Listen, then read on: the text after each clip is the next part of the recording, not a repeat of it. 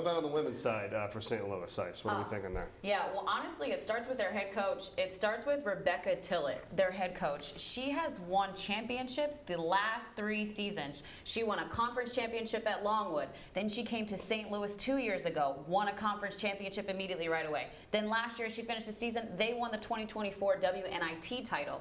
When I tell you guys, she does something where she gets her players to play the best basketball they need to at the right point every single season, and they're so good. What to watch for the Billikens this season? They have a little bit of youth. They're not as old as they were. They graduated several returning players, several seniors and grad transfers, so they're a little bit young. They're filling in some of those graduation holes, but of course they're chasing another championship because Rebecca Tillett is on a roll, Mike. Absolutely. Well, they come in preseason number 7, but to your point, for the reasons why you just stated, is where they're at least what the media and people think so far to begin the year. What else comes to mind with them and trying to get back up to that level? Yeah, 100%. I think first comes to mind is Peyton Kennedy, an all-conference second-team player. She was the most valuable player in that WNIT. She averaged 22 points and 6.5 rebounds. But in watching her play last year, just an uber versatile forward. She finds a way to score in the mid-range, almost like an Asia Wilson type of elbow jump shot knockdown. She can also hit the trail 3, and then she can score back to the basket. Also with them, they have an all-defensive member, Kennedy Calhoun, so good at the guard position of putting pressure on the ball. She's feisty, she's a pest, she's that type of player you hate to have guard you. I feel like these 2 players will be the leadership for them. They're the returners. They know what it takes to win. And under Rebecca Tillett, they know her system. Phil, I think that program, or St. Louis in general, both on the men's and women's side, that the amount of support from the administration all the way down, the arena, the city, that helps. I mean, it's a big-time basketball out there. Yeah, there's no question. Or they couldn't be in that part of the country, if that makes sense. Right, yeah. Like everywhere you look around, that this is big-time basketball. And again, it's a tribute to the Atlantic 10 in that we have brands in this league. St. Louis is a brand that the Atlantic 10 wants to lift up and make sure that we use that part of the country to promote the whole league. When they're good, the whole league benefits. No doubt. Let's hear from them. Season, that'd be great. Thanks for having us, Mo. Really excited about this group, veterans, so many people returning that know the system, know the culture. Peyton leading the way with that, along with Kennedy Calhoun and Belle Tillett. And then some newcomers. Last year we didn't have freshmen, and we love that we have them now and all that they teach us to remain joyful and learn throughout the process. So really, really excited about this group. Some early work in chemistry by our leaders, and signs early are really positive. Thanks, Coach. Questions?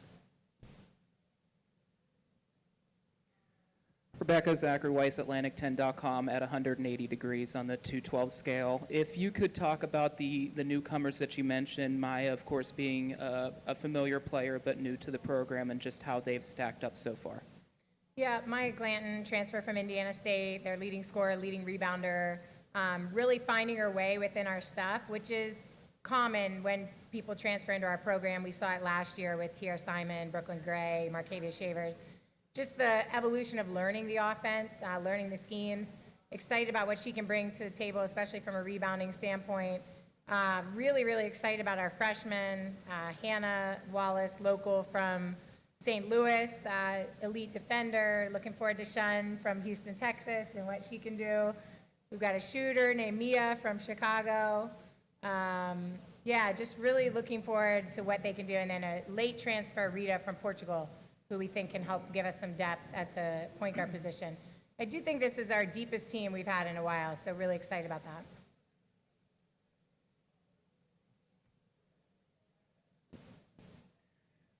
Peyton, humble warrior, just what's it been like for your journey experiencing the highs and the lows with this program, and also the decision to come back for this last year? Yeah, I think the word I would describe is grateful, just being able to be given this opportunity.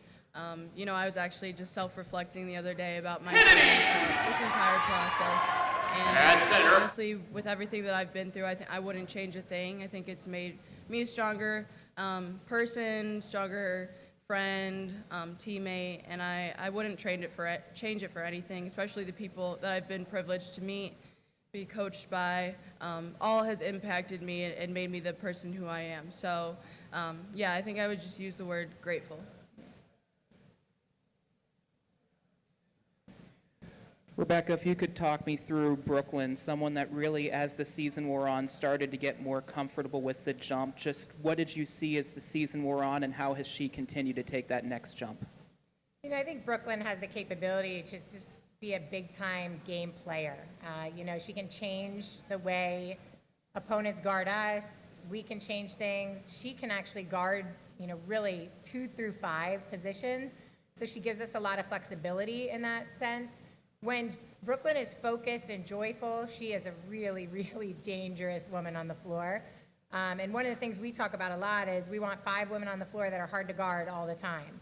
And because of her versatility and how she plays off of her teammates, one of the best things about Brooklyn is how much she celebrates other people. If you watch our games, even the WNIT championship, she's more excited for a teammate making a play than she ever is for herself making a play. And that's one of the many qualities that makes her special.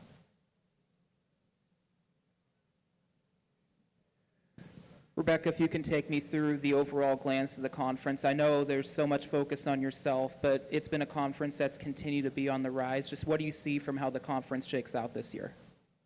You know, I think it's going to be really competitive, as it's been. I think, you know, we're all focused on earning multiple bids, right? And having multiple teams in the postseason make a lot of noise. And we had good progress in that space last year and want to continue to do that. I think really talented student athletes in the A10, and then some really, you know, talented coaches as well that force you to be at your best. And, you know, Peyton, we're competitors, so we want to compete. We want that opportunity over and over again. And this league provides a high level of competition and forces us to get better every day.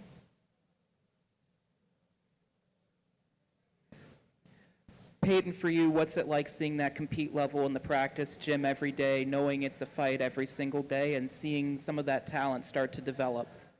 Yeah, Coach Tillett and I were actually just talking about this earlier today, I think, just how our practices are constantly competitive, consistently, and honestly, I know nothing different. Like, I just go out there, we play as hard as we can, and we do what we need to do. We show up for each other and for ourselves to make each other better every day, and that's what executes into the games. And I think that shows throughout the previous seasons, throughout our runs, how competitive we are and how much we trust and believe in that. And once we believe in ourselves and compete consistently is where we see excellence. So, yeah, I love competing. It's my favorite thing. If there's not a competition, I'm like, you know, eh. But my teammates make sure that's always there.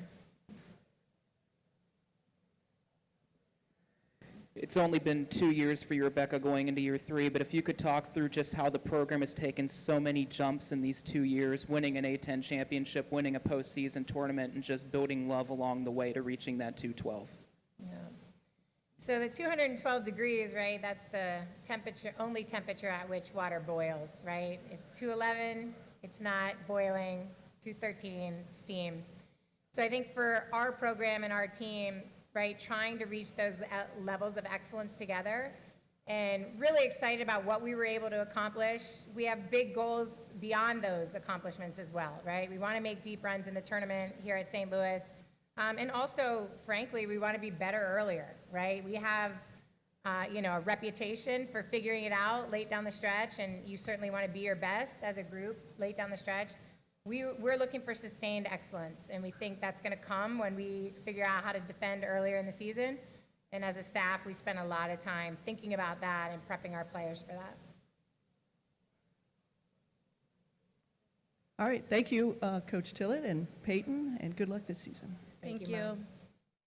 All right, Peyton Kennedy, a second-team all-conference selection in the preseason for St. Louis for Coach Tillett, and also Kennedy Calhoun on the all-defensive team in the preseason for St. Louis this year. We just heard her talk about wanting to be better a little bit earlier, right? I think we all had some thoughts on that. What did you think, guys? Yeah, my thought is the benefit in being better later in the season, Coach, is that you shock people, right? Is that you catch them off guard. When they're still trying to figure out or think that they're at their best in February, you kicked it up up another notch. And so I feel like it's almost interesting that she wants to be better earlier. It's almost like you don't want to give the secret sauce away too early and give people a chance to prepare. I don't know. That's how I feel about it, Coach. How do you feel about it? Ice, I have to just say one thing. Yeah. I didn't know we were coming to science class.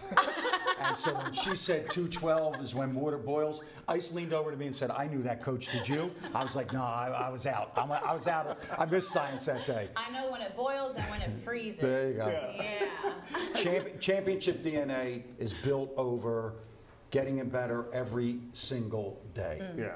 Every single day. 3 championships in a row. Come on. They have championship DNA. It's pretty impressive. The second head coach in NCAA Division I history, aside from Lisa Bluter at Iowa, to win back-to-back conference championships with different teams. She knows how to win in March.